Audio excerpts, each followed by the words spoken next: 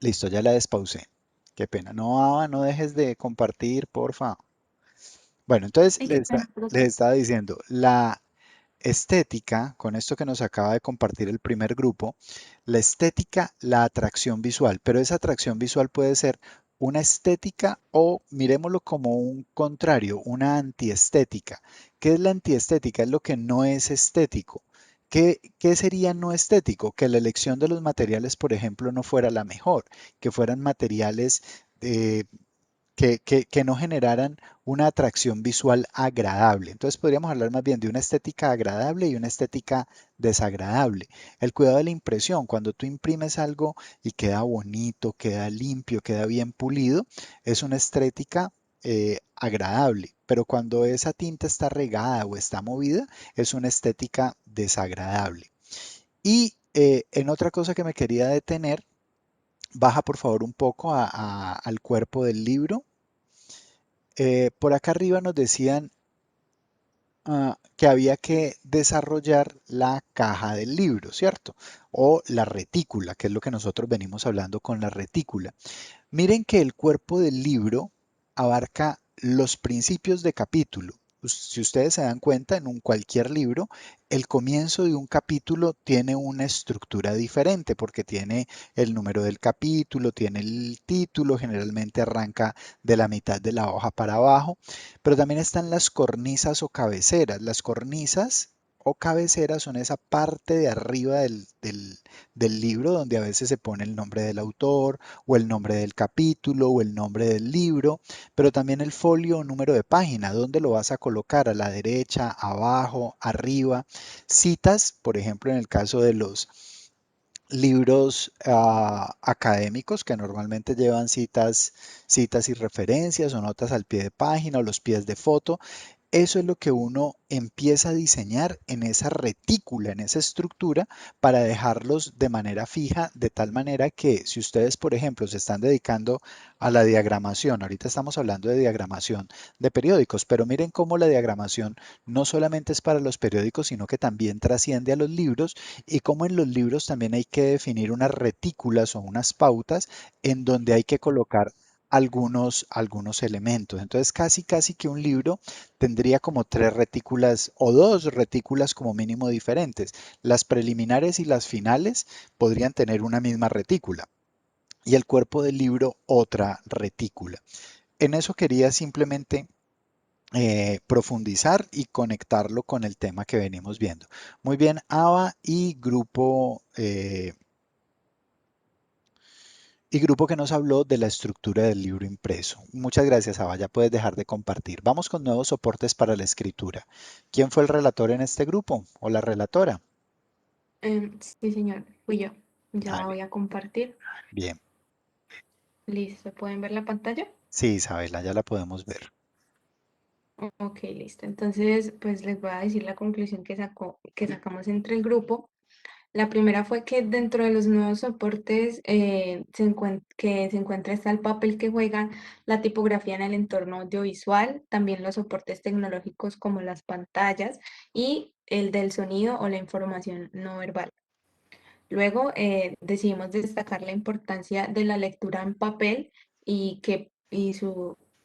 porque fue constituida como tal, en donde se involucra la doble página, la buena resolución, la orientación vertical, la conexión con el lector y el formato tradicional, para luego pasar a destacar las características que tiene la lectura en pantalla, donde hay una menor resolución, se hace en un formato horizontal y hay más afinidad para mirar, más no para leer. Luego, respecto a los libros electrónicos, tomamos que la capacidad de almacenamiento de los nuevos soportes, como su sistema de búsqueda y la concepción multimedia de los elementos electrónicos, lo hizo superior a cualquier soporte anterior. También que la radio y la televisión fueron competidores directos cuando éstas aparecieron, fueron competidores directos con los periódicos en el ejercicio de informar. Incluso se llegó a considerar que iban a eliminar al periódico por completo. También tradicionalmente que el diseño gráfico ha sido una actividad bidimensional y silenciosa que expresaba la temporalidad de un modo indirecto mediante recursos compositivos. Esto hace que en la pantalla las cosas sean muy distintas a lo que sucede en el papel impreso. Por esa razón, el diseño gráfico ha carecido de recursos suficientes para afrontar las peculiaridades de los medios audiovisuales. Sin embargo, no puede olvidarse que sus más característicos aspectos quedan al margen de lo que tradicionalmente se le considera propio como la imagen en movimiento y el sonido. Gracias. Muy bien, Isabela, no lo vayas a quitar, por favor. Mírenlo. Lo interesante porque aquí, bueno, esta lectura ya empieza a hablarnos un poco acerca de esa inclusión de los medios electrónicos, ¿no? Y cómo de alguna manera la historia, o sea, imagínense la creación de la escritura desde años de la prehistoria, empieza a tener un desarrollo hasta, póngale más o menos 1990. O sea, estamos hablando de más de 5.000 años de historia de desarrollo de lo impreso. Eso lleva a que esos 5.000 años de historia del desarrollo de lo impreso lleve a que cuando aparecen las pantallas aparezcan unos nuevos retos. Y esos nuevos retos van a decirle a los diseñadores, ojo, toda esa historia que viene bien construida, ahora cambia por completo. Entonces llevamos solamente 30 años tratando de pensar cómo gráficamente podemos impactar. ¿Y que se han logrado avances en estos 30 años? Sí, pero todavía falta mucho por explorar. Es decir, ahora, bueno, desde hace unos 15 años yo vengo escuchando hablar de la realidad virtual, una cosa que se creó también hace como 40 años, pero solamente hasta ahora empieza a tener algo de desarrollo. Algunos de ustedes tendrán las gafas o los cascos que se meten en realidad virtual, pero también estamos hablando de realidad aumentada. En esa realidad virtual, en esa realidad aumentada, cómo los diseñadores gráficos empiezan a tener un espacio y los comunicadores empiezan a tener un espacio de comunicación a partir de eso. Entonces, ¿cómo van a ser las letras? ¿Cómo van a flotar los textos? ¿Cómo van a aparecer en esas nuevas realidades? Cuando hay muchas tendencias como lo decía por aquí en el resumen, eh, afinidad para mirar y no para leer. O sea, cada vez se busca que la gente mire más y no que lea tanto. Por eso hay una tendencia marcada y sobre todo en ustedes lo van a poder entender a escribir con abreviaturas. Entonces, el gracias ya es GX, el por qué es PQ. eh, y muchas veces ni siquiera escribimos letras, sino que mandamos emoticones. Igual se leen los emoticones, igual se leen esas abreviaturas, pero es que la tendencia nos está llevando más al mirar que al leer. ¿Que va a desaparecer la lectura? No lo sé, eso siempre ha habido ese temor y nunca ha sucedido y puede que no, pero lo que quiero decirles es que eso va a cambiar y eso está cambiando. Y en esa nueva realidad es donde ustedes están, como nuevos comunicadores, como nuevos diseñadores, como nuevos productores de información textual, visual, como sea, tienen que reflexionar sobre eso. Entonces, muy chévere este resumen. Muchas gracias Isabela, muy completo. Muchas gracias grupo. Vamos con el siguiente subgrupo, procedimientos de composición. Ya puedes dejar de compartir Isabela, gracias. Y vamos con procedimientos de composición. ¿Quién fue el relator o la relatora en procedimientos de composición? Yo. Farid. Hola, dale Farid. Pues aquí resumimos que varios puntos, pues los más importantes, como la rasterización del texto, tipografía, diseño de caracteres.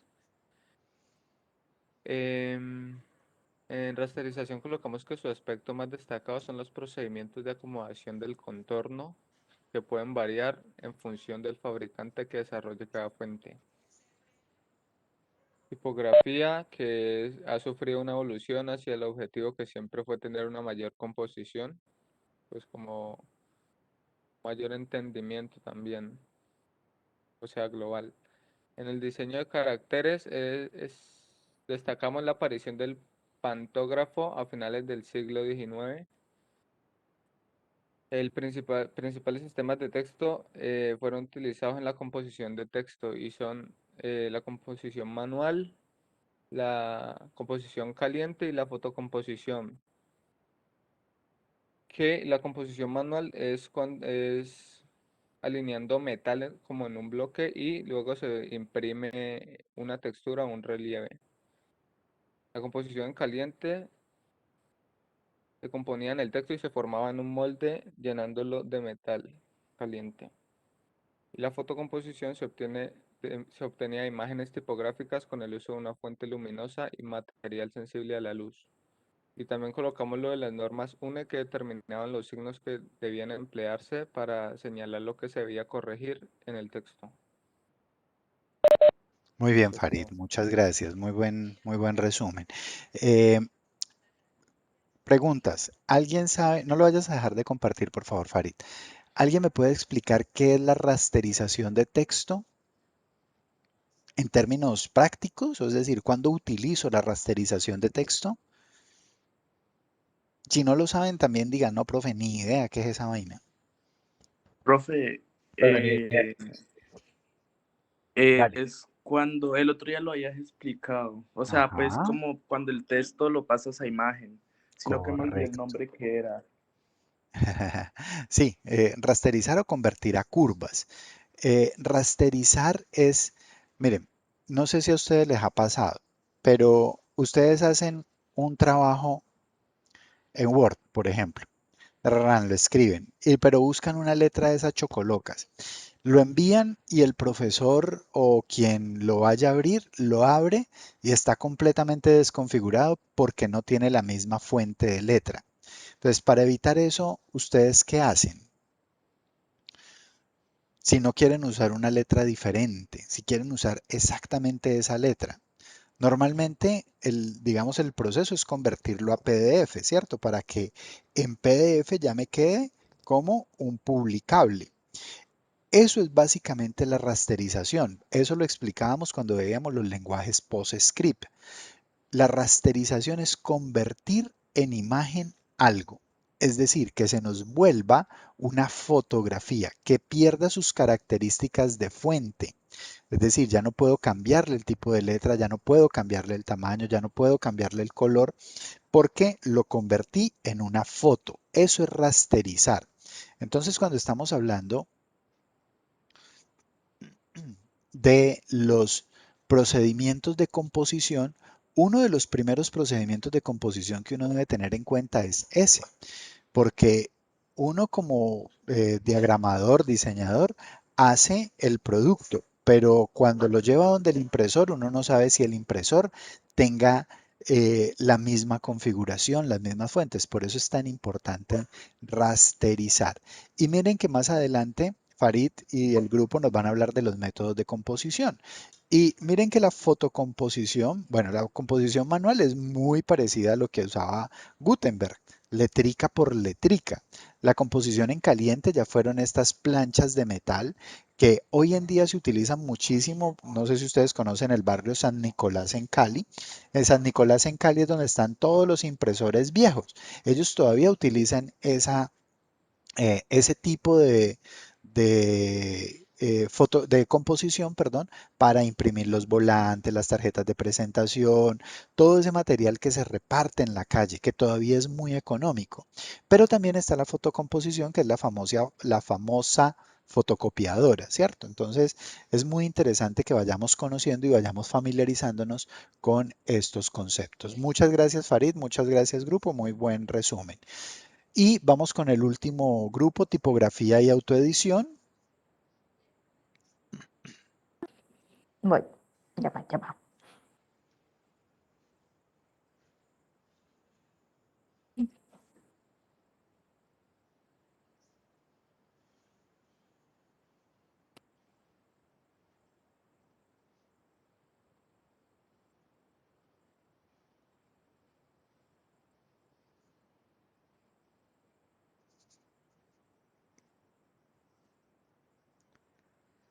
Pasó ¿Me están Rosmaili. viendo? ¿Ya Ya, o no? listo. Sí, ya. Ok. Bueno, tipografía de autoedición. Nuestras conclusiones son que la autoedición es la aplicación de las nuevas tecnologías informáticas a los sistemas de preimpresión. Trata de unificar en un solo sistema diversos aspectos de la preproducción. Perdón. Ajá, la microedición es la creación de memorias, impresos, material escolar y pequeñas publicaciones. El término publicación, se creó el término publicación electrónica que hace alusión a la autoedición. Y los procesadores de texto permiten componer texto para ser editado. Son capaces de crear índices de contenido y alfabéticos, numerar páginas y colocar folios, utilizar un número variable de columnas y justificar márgenes. A finales de los 60 se comenzaron a ensayar sistemas para el reconocimiento óptico de caracteres que pudieran almacenar en una memoria digital texto para su posterior edición. En 1988 se añadieron las extensiones de color. En 1990 apareció el PostScript Level 2, Level 2 que permitía la separación de color, incorporación de escritura y comprensión de datos. Los programas específicos de autoedición son pues Illustrator, InDesign, CorelDRAW, PowerPoint, eso ya sería pues hoy en día, ¿no? Pero pues hasta ahí llegamos, profe, no nos dio tiempo de más. Excelente, muy bien. Entonces, miren el resumen tan chévere que nos hacen de la historia de la autoedición. La autoedición realmente aparece con la masificación de los sistemas electrónicos, porque la autoedición, como su nombre lo indica, permite que se edite de manera autónoma los textos, las imágenes. Por eso hablábamos que la tercera gran revolución de la industria del conocimiento, de la industria de la información, del texto escrito, es la masificación de los sistemas digitales. Hasta hace unos 40 años, publicar un libro era una odisea.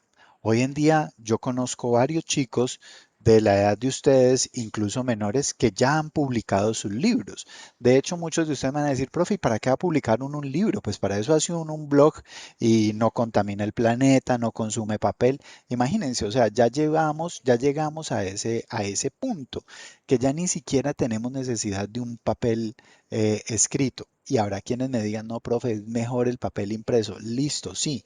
En esa discusión yo no voy a entrar. Lo que sí quiero que vean es cómo el proceso de autoedición ha permitido que cada quien sea autónomo en editar. Y miren lo que al final Rosmaile nos dice. Miren toda la cantidad de programas. Incluso cuando veíamos estos programas al comienzo del semestre, veíamos que algunos de ellos ya estaban descontinuados. Sin embargo, van a seguir apareciendo y cada vez van a aparecer más y más programas de autoedición, porque la autoedición se volvió una nueva forma de comunicarnos. Pero en esos procesos de autoedición es muy importante tener claros los conceptos de la tipografía, de cómo se manejan los tipos de letra, de cómo se hace cada uno de esos elementos. Bueno, chicos, muy bien, muchas gracias. Creo que ha sido un muy buen ejercicio este de los capítulos de la lectura. Espero que ustedes también lo hayan percibido así. Entonces, para darle continuidad, vamos a ir cerrando este tema. Voy a compartir aquí un momento. Voy a compartir mi pantalla para darles algunas indicaciones. Entonces, por favor, los mapas mentales, por favor, me los suben a este. Ya están viendo mi pantalla, ¿cierto? Sí, ya verifiqué que está. Lo suben a este buzón. Solamente una persona por grupo me sube los 12 mapas mentales de su grupo, ¿sí? Los 12 mapas mentales realizados por un grupo, solamente uno, pero eso sí, me especifican los nombres. Mapas mentales realizados por Rani, me escriben allí los nombres. Los relatores, por favor, si los relatores son los mismos que van a subir los mapas mentales, pueden añadir allí las relatorías que hicieron, las relatorías que construyeron. Eh, con esos 12 mapas mentales, pues van a ser parte fundamental de la nota del segundo módulo. Para ir concluyendo con el tema de de todo lo que estamos viendo con tipografía, con autoedición, con composición, pues veamos algunos temas finales, que aunque son finales porque los explico al final, no quiere decir que con esto termine todo el estudio de lo que tiene que ver la composición tipográfica. Hay un elemento que se tocó la semana pasada. Yo les dije que esta semana lo íbamos a ver, que es el que tiene que ver con la visibilidad y la legibilidad. Cuando ustedes escuchan esos dos conceptos, alguien que me diga, ¿cuál es la diferencia entre ser visible y ser legible?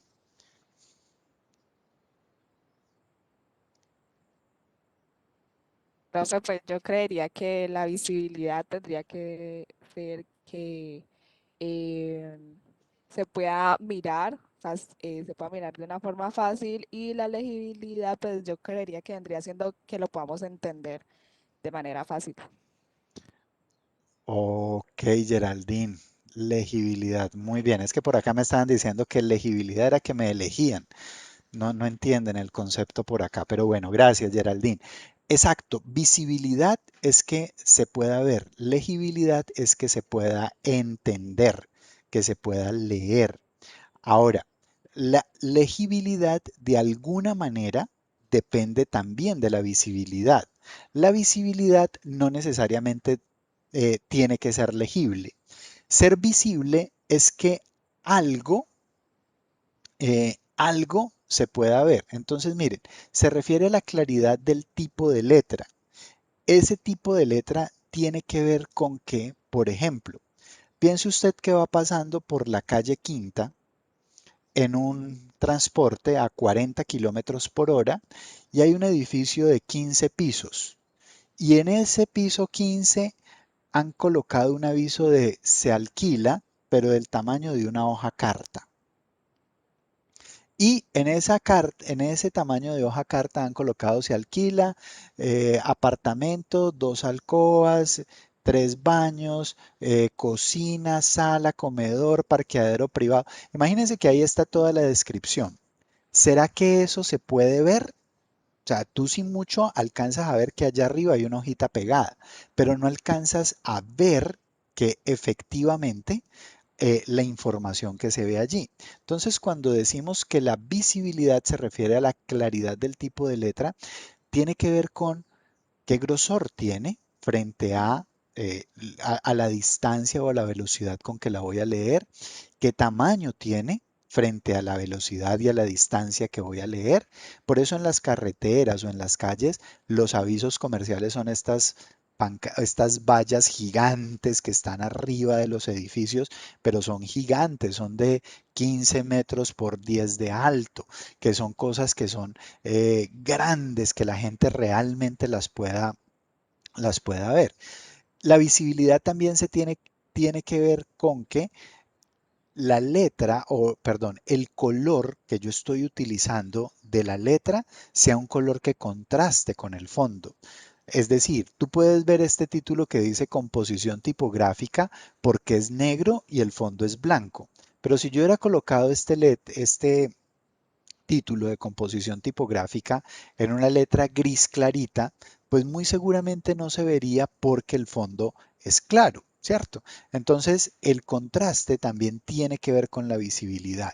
Entonces, básicamente la visibilidad se refiere a esa claridad del tipo de letra. Y recuerden que visibilidad no necesariamente implica legibilidad. Es decir, tú puedes ver algo, pero no necesariamente ser legible. ¿Qué es la legibilidad? Es decir, que podamos leerlo con facilidad. Y la legibilidad va a estar asociado a diversos elementos. Por ejemplo, al tipo de letra. Miren que este texto que usted está leyendo aquí no es tan legible. Es decir, hay que ponerle un poco más de atención por toda la decoración del tipo de letra. Pero la legibilidad también tiene que ver, por ejemplo, con el largo de la línea. Y ya ahorita a continuación, vamos a ver esos largos de línea a la cantidad de texto que haya. Entonces, por ejemplo, no sé si ustedes han escuchado hablar a sus papás de la letra pequeñita, de los contratos, de la letra menuda. Cuando tú vas a firmar un contrato, generalmente la letra es chiquitica, muy pegadita, muy cerrada en sus líneas para que no sea tan legible, para que a la gente le dé pereza leerla y no la pueda leer bien.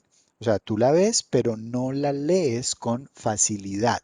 Entonces, la legibilidad tendrá que ver con ese hecho de tener un tipo de fuente clara, pero además está asociado a la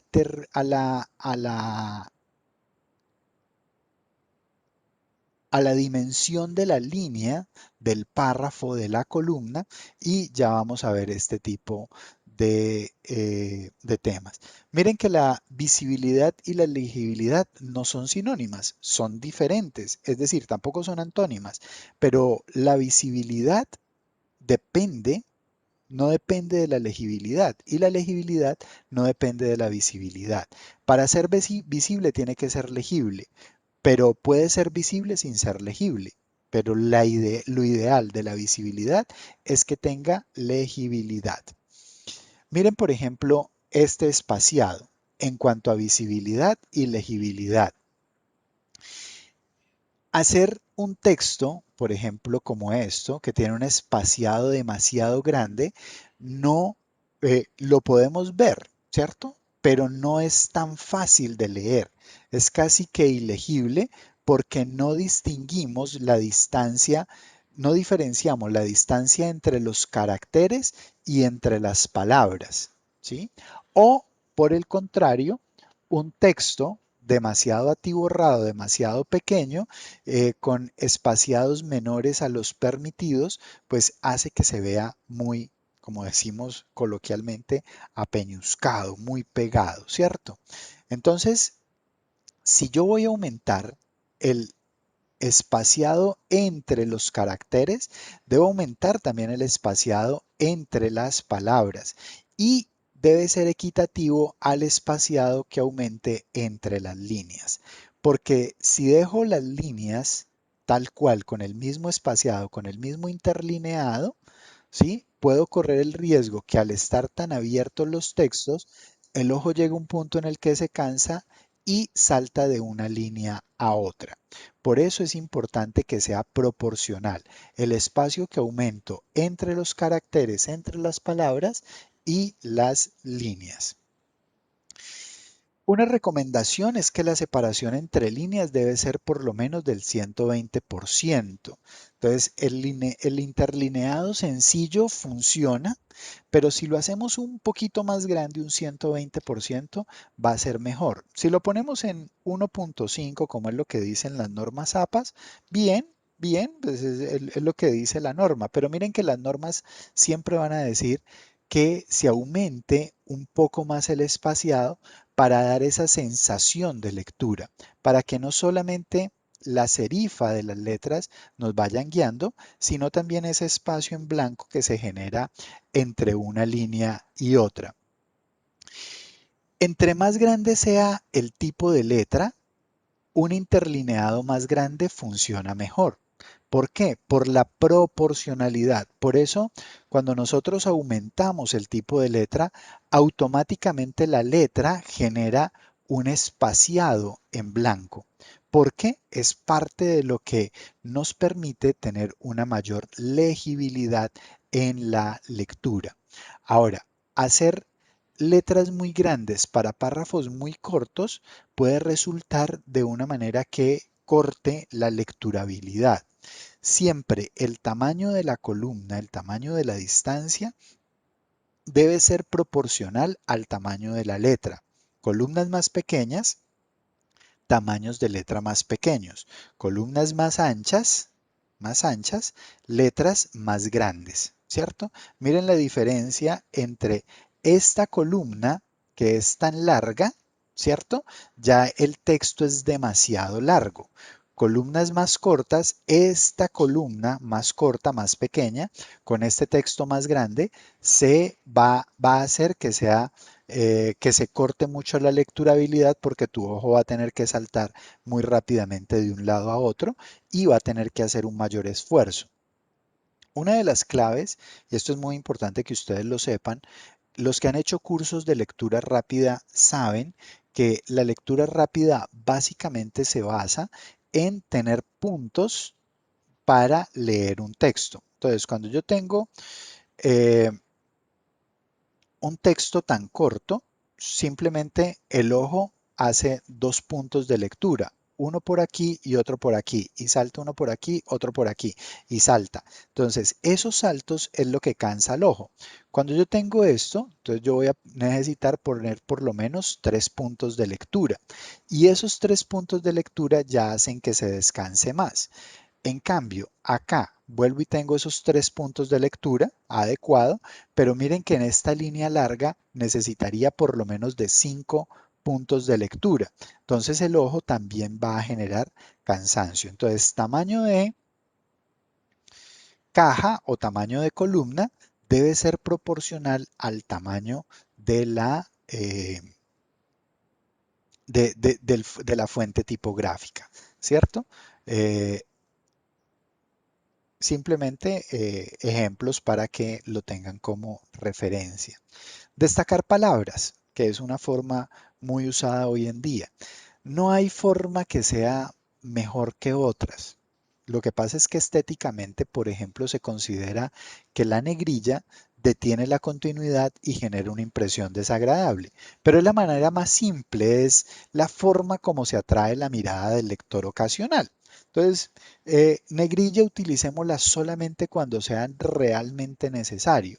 La cursiva es una forma más sutil de destacar, más, digamos, más discreta, ¿cierto? No resalta tanto en la página, pero hace que la lectura sea más fluida para resaltar. De hecho, por eso la cursiva se considera cuando estamos escribiendo y vamos a hacer la cita de alguien. Entonces digo, las cursivas son el elemento, pongo comillas, más sutil para destacar, cierro comillas, pero como lo puse en cursiva, eso hace que parezca como de la misma estructura. La mayúscula, casi que, y ustedes muy bien lo saben, cuando uno escribe todo en mayúsculas, tiene una referencia directa a un grito, entonces a veces puede ser molesto. De hecho, los títulos, casi que los únicos que están autorizados a utilizar mayúsculas sostenidas son los títulos. Se prefiere utilizar en los títulos mayúsculas tipo estas, que solamente es de la primera, del primer carácter. Ok. Las versálitas son una forma de mayúscula más recomendable, porque aunque todas son mayúsculas, algunas son altas y otras son bajas. Es decir, este ejercicio de las versálitas puede ser mucho más elegante y nos evita esa sensación de trabajo mecanografiado de las mayúsculas. Y generalmente se utiliza para las primeras líneas de capítulos o nombres. El subrayado hoy en día casi que está descontinuado porque se refiere mucho a los días del mecanografiado, cuando la gente escribía a máquina. Creo que hoy en día casi que ni existe quien escriba a máquina. Es mejor evitarlo porque genera ahí como un corte en la lecturabilidad. Hoy en día, con esto de la autoedición, mucha gente utiliza los textos extra grandes. ¿Qué pasa con los textos extra grandes? Este aumentar una palabra para llamar la atención. Mire que nos genera problemas con el interlineado, ¿cierto? Entonces nos va a generar que estéticamente esto se vea de manera continua. Otras formas que también, Profe, qué pena. dime, claro. Me repites lo del, es que se cortó el internet. ¿Me repites la partecita anterior que estabas diciendo de esta? Del Justo subrayado. el tema anterior. No, el tamaño extra grande. ¿Qué El dijiste de eso? tamaño extra grande. El problema del tamaño extra grande es que cuando yo aumento una fuente, una letra, pues automáticamente se me aumenta el interlineado. Y al aumentarse el interlineado genera un corte en la lecturabilidad. Entonces el tamaño extra grande Si es en una misma línea y el texto solamente tiene una línea, listo, vale. Pero si es de varias líneas, nos va a generar estos espacios en blanco que van a hacer que el documento se vea desordenado. Listo. Otras técnicas, esta que son los resaltados, bueno, pueden ser los invertidos o los resaltados, van a generar un efecto más dramático que el de la negrilla, porque si la negrilla cortaba la lecturabilidad, imagínense esta. Lo que pasa es que nos permite resaltar o llamar la atención sobre unas palabras o sobre algunas partes fundamentales del texto. Entonces, formas de destacar palabras. Existen diversas, cada quien elige la que mejor le convenga, pero tengan en cuenta que unas pueden ser más apropiadas o menos apropiadas. ¿Quién es tu tipo de público? ¿Quién te va a leer? Y ese quién te va a leer es el que te va a decir si realmente es utilizable una u otra. No, esto va para viejitos, es para un grupo de pensionados que tienen más de 60 años. Listo, a ellos el subrayado les va a encantar porque ellos escribieron a máquina. Entonces, chévere, no hay ningún problema. Un grupo de jóvenes, no, los jóvenes se cansan con el subrayado, están más dados a este tipo de elementos porque les gusta leer menos y que solamente uno les dé la información que es importante. Entonces que uno ya les evite el trabajo de tenerse que leer y solamente les da lo subrayado para llamar la atención. Entonces como comunicador, ¿quién es tu público? Tu público desde dónde te lee. Y desde allí podremos utilizar cuál es el elemento más destacado. Vamos a ver algunas claves de composición tipográfica. Esto, más que verlas y más que explicarlas, es como para observarlas y tenerlas como referencia, sobre todo para el trabajo final. Porque en el trabajo final, ok, en el trabajo final pues debemos hacer una propuesta gráfica para nuestro periódico. Utilizar, por ejemplo, dos tipos de letra puede funcionar, pero ojalá que esos dos tipos de letra sean similares. Es decir, palo seco, los dos, o serifados los dos. ¿Para qué? Para no generar una ruptura visual tan dramática. Profe, dice, ¿no se pueden usar los dos? Sí, todo se puede usar, eso no tiene problema. Lo que pasa es que estéticamente es más agradable cuando utilizo cosas similares porque veo una unidad visual. Ahora, noten que esta letra, por ejemplo, es más delgada que esta, pero las dos ocupan exactamente el mismo espacio.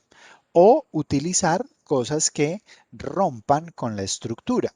No todo tiene que ser esquemático, podemos romper la estructura, pero vuelvo y repito, ¿quién es tu público? ¿Gente ejecutivos o jóvenes que buscan otro tipo de comunicaciones? Ok, los títulos generalmente deben tratar de ocupar, son como una sombrilla que me dice, mire, todo lo que está aquí abajo pertenece acá, pertenece a esto. Entonces, por eso los títulos generalmente llevan el tamaño de la cantidad de columnas que tenga el texto. Miren, otra forma de crear títulos, ¿cierto? Alineados. Esto es muy típico de los libros. Podemos incluso crear cosas diferentes, como partir el título en dos, ¿sí? Ponerlo y esto pues nos puede dar una lecturabilidad más agradable. No es muy recomendable que se coloquen en el medio porque generalmente y sobre todo por las convenciones que tenemos, los títulos se refieren al texto que está debajo, no al texto que está arriba, a no ser que sea una sola página y sea el único título que hay allí. Bueno, la retícula, ya esto lo vimos, no voy a profundizar, solamente para mostrarles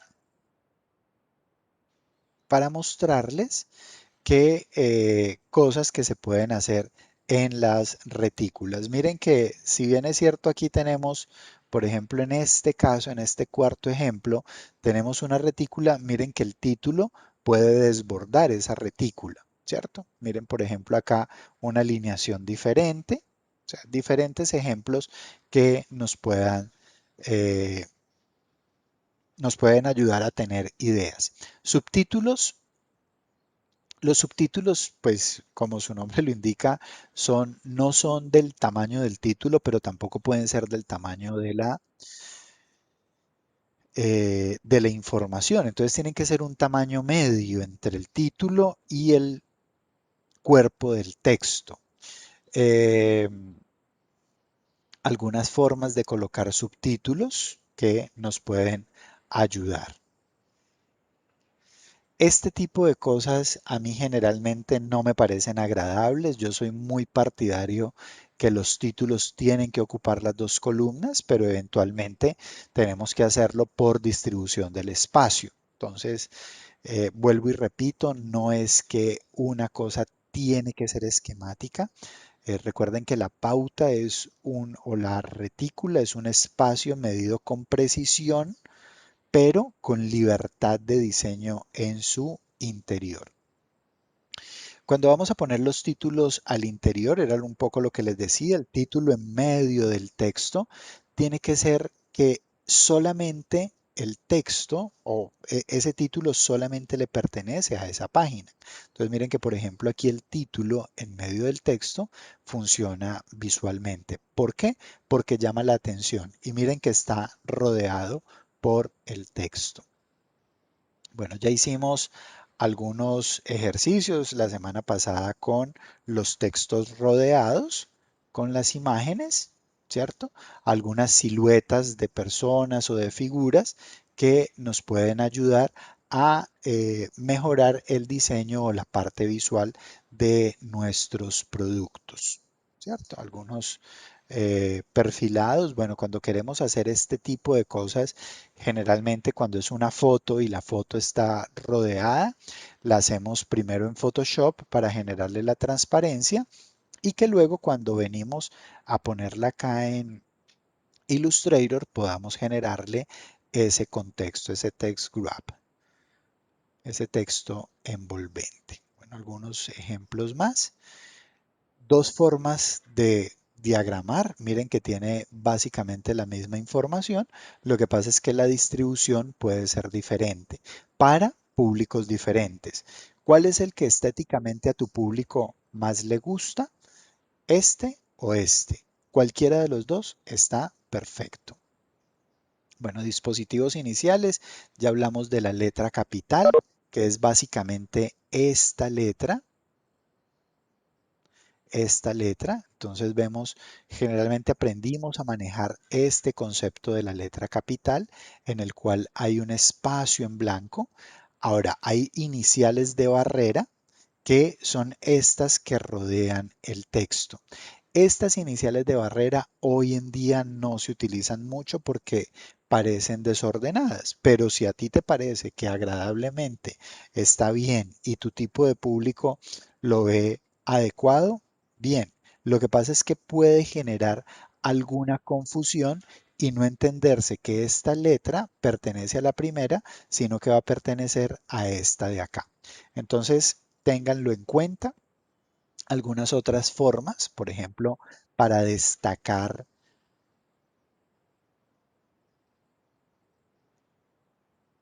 denme un segundo, para destacar la letra inicial. Bueno, las notas separadas, ya dijimos que eran llamadas. ¿Quiénes?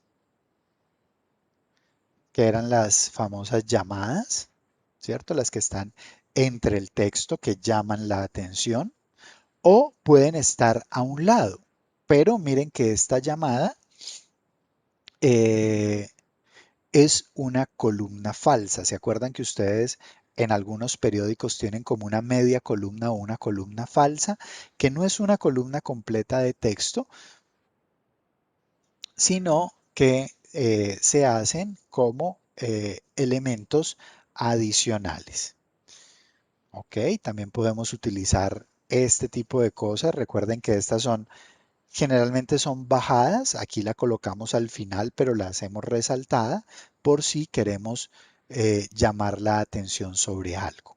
La bajada generalmente es este párrafo introductorio, el cual es un tamaño que no es tan grande como el título, pero tampoco es tan pequeño como el texto. ¿Ok? Y generalmente pues utiliza dos columnas eh, o una longitud de línea más grande que el de las columnas y un tamaño de letra un poco más grande. Igual podemos hacer un ejercicio entre la bajada y la llamada, que es cuando está acá, en esta parte de acá. Y finalmente están los folios y los pies, ¿cierto? Que lo veíamos en la estructura, las cornisas o encabezamientos, que son estas partes superiores.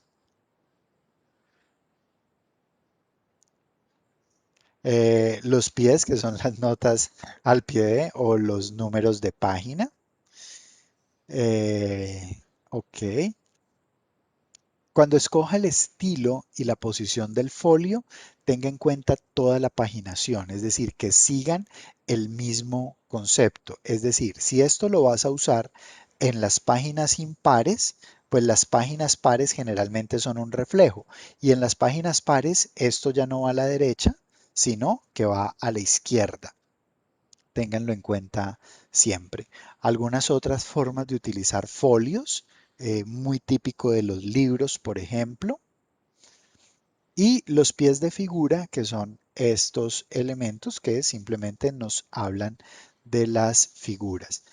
Las tabulaciones, ok, me faltaba por aquí las tabulaciones, son esas distancias que colocamos entre un texto y algo que vamos a empezar. Traten de no hacerlo con la barra espaciadora, sino con el tabulador. El tabulador es esa letra, esa tecla, perdón, que está al lado izquierdo de la Q, que son dos flechitas, una hacia los lados, una hacia el lado derecho y una hacia el lado izquierdo. Las líneas y recuadros, pues bueno. Hay quienes dicen que es mejor evitarlas porque dan una sensación como de sufragio, como de algo que no es tan agradable. Sin embargo, existen y tenemos que tener mucha precaución a la hora de utilizarlo. Si lo vamos a utilizar, miremos en dónde lo vamos a utilizar, si en las notas separadas, si en las cornisas, pero siempre deben adaptarse a la retícula y deben seguir la regla general. Bueno, chicos, retornemos aquí. Listo.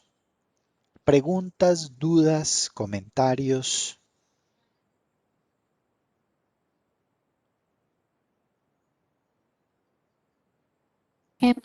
Profe, entonces le tenemos que entregar el periódico que estamos haciendo y aparte otro que vamos a crear. Ok, muy buena pregunta. Entonces, para el parcial, el teórico lo vamos a hacer el lunes 26 de abril y el práctico lo vamos a hacer el jueves 29 de abril. El práctico, dependiendo de lo que me muestren, del avance que me muestren este jueves, decido si el parcial práctico es solamente el periódico que están creando o si el próximo jueves les pongo a crear otro diferente. Bueno, aquí no se ve, pero dependiendo de qué tan juiciosos los vea. Si realmente están muy juiciosos y han avanzado bastante en el parcial, en el periódico, muy seguramente aceptamos el periódico. Pero si los veo atrasados, el próximo jueves tendrán doble trabajo. De ustedes dependen si tienen que subir solamente el periódico que están haciendo o si se ganan otro trabajo adicional. Ustedes son los que deciden. ¿Qué quieren hacer? ¿Más trabajo o hacer muy pulido lo que están haciendo ahora? Eso también es importante tenerlo en cuenta. Generalmente yo digo, ¿quién quiere presentar? Y son siempre los mismos 2 o 3. Entonces puede que esos 2 o 3 me presenten el periódico el jueves y esos 2 o 3 estén exonerados. Y el resto les toca subir periódico y hacer otro el próximo jueves. O puede que el jueves, cuando yo diga quién quiere presentar, vea 23 manos levantadas y empiece a revisar y eso se los reciba como parcial práctico. Entonces, a la pregunta que me estás haciendo, ustedes definen. Por lo que he visto, les toca hacer 2 trabajos. Subir el que están calcando y hacer otro el próximo jueves, que les daré los lineamientos el próximo jueves.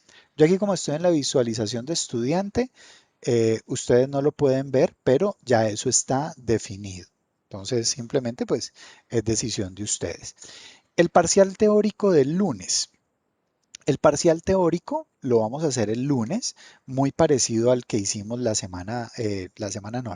en el corte pasado, en el cual pues tenemos 15, 20 preguntas de selección múltiple eh, o de falso y verdadero, de relacionamiento, todo, absolutamente todo referido a la tipografía.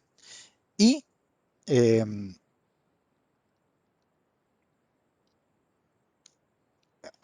todo referido a la tipografía y ese parcial lo vamos a computar con los mapas mentales. ¿Alguna otra pregunta sobre la evaluación? Profe, lo que hemos Señora. estado discutiendo en la clase, así que es el resumen de los mapas mentales.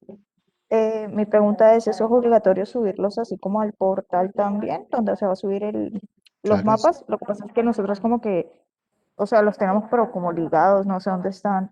espérate, no me Entonces, perdí, me perdí. Otra ya vez, va. vuelve a preguntar. Ok, de nuevo. Son varios mapas, ¿sí? Entonces hay Son que 12 subir de mapas cada mentales por mapa. grupo. Ajá, entonces Sí. hay que subir de cada mapa también estos resúmenes que hemos estado exponiendo acá en clase. Si los tiene el o- relator, sí. Porque es Pero que lo por que yo eso, como califico los son los relatorios mapas están mentales. tan... pero no es obligatorio, porque es que nosotros de por sí no lo tenemos, no éramos los relatores siempre ni nada. Entonces no tenemos todos. No, por eso, entonces tú subes las relatorías que tú misma hiciste.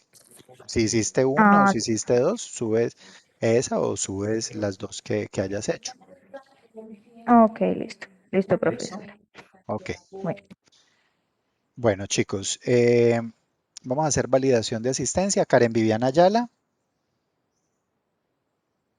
¿no está? Presente, Ah, bueno. aquí estoy. Valentina Betancourt, Presente. Isabela Chapal, Presente. Lauren Charri, Presente. María Camila Cuenca, Presente. Nicole Espinosa,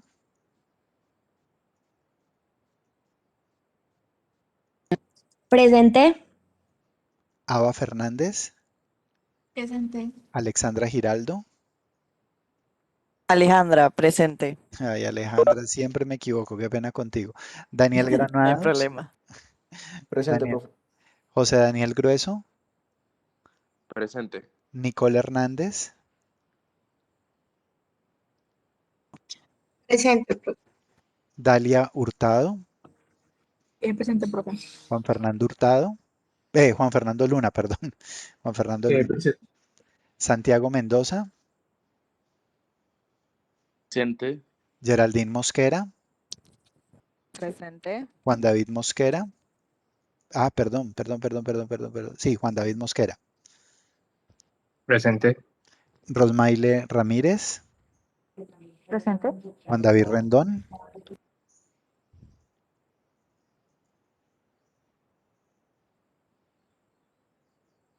Juan David Rendón no está,